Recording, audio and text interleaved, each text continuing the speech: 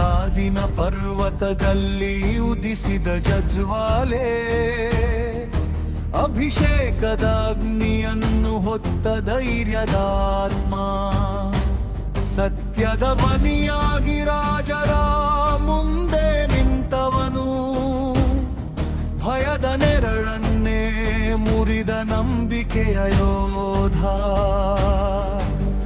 ಪ್ರಾರ್ಥನೆಯ ಘೋಷವೇ ಅವನ ಆಯುಧ, ದೇವರ ಸನ್ನಿಧಿಯಲ್ಲೇ ನಡೆದ ಮಹಾಪ್ರವಾದಿ ಎಲಿಯಾ. ಮಳೆ ಬಾರದಂತೆ ಪ್ರಾರ್ಥಿಸಿದಾಗ ಮಳೆ ಬರಲಿಲ್ಲ, ಆಕಾಶ ದೇವರ ಮಾತಿಗೆ ತಲೆಬಾಗಿತು, ಬರಿದ ಭೂಮಿ ಮೌನವಾಗಿ ನಿಂತಿತು. ಪ್ರಾರ್ಥನೆಯ ಘೋಷ ಗಂಭೀರವಾಗಿ ಮೊಳಗಿತು, ಎಲಿಯನ ವೈರ್ಯ ಶಕ್ತಿಯಾಗಿ ಹೊಳೆಯಿತು.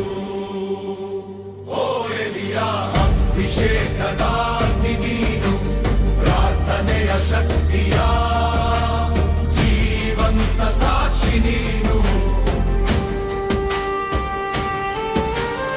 ಅಶ್ವಮೇಧದ ವರ್ಜನೆಯಂತೆ ಮುನ್ನಡೆದವನು, ಸತ್ಯದ ದಾರಿಯಲ್ಲಿ ಜಯ ಕಂಡವನು, ನಿನ್ನ ನೆನಪು ಶಾಶ್ವತವಾಗಿ ಜೀವಂತ.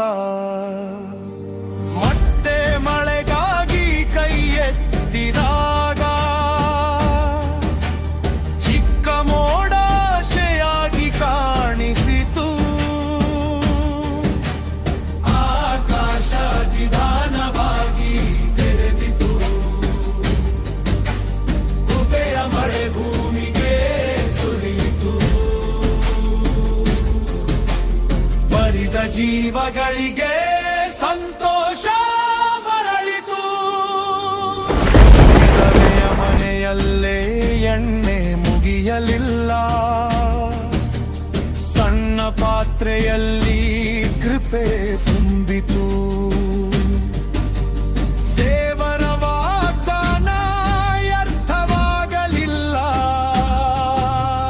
ಹಸಿದ ಮನೆಯಲ್ಲಿ ಆಶೆ ಅರಳಿತು.